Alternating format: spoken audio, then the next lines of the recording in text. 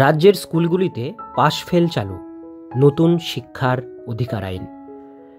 তো বন্ধুরা, আজকে ভিডিওটির মধ্যে দিয়ে আপনাদের কাছে হয়তো এই বিষয়টা অনেকের কাছে অজানা।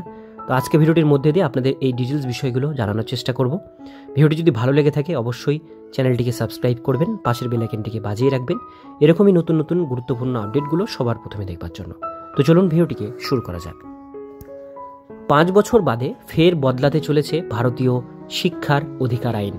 সম্প্রতি কেন্দ্রীয় সরকারের পক্ষ থেকে ঘোষণা করা হয়েছে যে এবার থেকে 5ম শ্রেণী থেকে 8ম শ্রেণীর ছাত্রছাত্রীরা আর পাবে না সম্পূর্ণ পাশের অধিকার। যথাযথ পরিমাণ নম্বর না পেলে ছাত্রছাত্রীরা উত্তীর্ণ হতে পারবে না পরবর্তী শ্রেণীতে। অর্থাৎ আবার পাশ ফেল আসতে চলেছে 5ম শ্রেণী থেকে 8ম শ্রেণীর ছাত্রছাত্রীদের জন্য।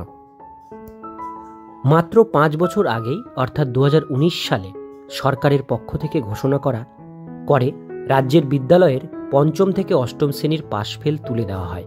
অর্থাৎ ছাত্রছাত্রীরা পাশ নম্বরের তুলনায় কম নম্বর পেয়েও পরবর্তী শ্রেণীতে উত্তীর্ণ হতে পারতেন।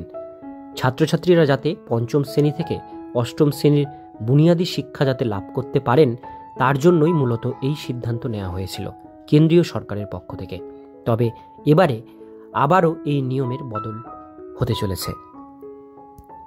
কেন্দ্রীয় সরকারের নবোদয় বিদ্যালয় এবং সৈনিক বিদ্যালয় সহ মোট 3000টির বেশি বিদ্যালয়ে এবার থেকে চালু থাকবে পাশ ফেল প্রক্রিয়া। তবে এই নিয়মটি একেবারে আগের মতোই করে চালু হচ্ছে না। এক্ষেত্রে ছাত্রছাত্রীরা একটি শ্রেণীতে পাশ নম্বরের তুলনায় কম নম্বর পেলে পরবর্তী 2 মাসের মধ্যে পুনরায় পরীক্ষা দেওয়ার সুযোগ পাবে। এই পরীক্ষায় পাশ করে গেলে অকৃতকার্য ছাত্রছাত্রীরা পরবর্তী শ্রেণীতে উত্তীর্ণ হতে পারবে। কিন্তু যে সমস্ত ছাত্রছাত্রীরা দ্বিতীয়বারেও অকৃতকার্য হবে তারা আর সুযোগ পাবে না পরবর্তী ক্লাসে উত্তীর্ণ হওয়ার জন্য। এক্ষেত্রে দ্বিতীয়বারের অকৃতকার্য হওয়ার ছাত্রছাত্রীদের জন্য পুনরায় একই ক্লাসে পড়াশোনা করার সুযোগ করে দেওয়া হবে বিদ্যালয়ের পক্ষ থেকে। সরকারের পক্ষ থেকে সরাসরি জানানো হয়েছে যে অকৃতকার্য ছাত্রছাত্রীদের বিদ্যালয় থেকে বার করে দেওয়ার কোনো নিয়ম থাকবে না।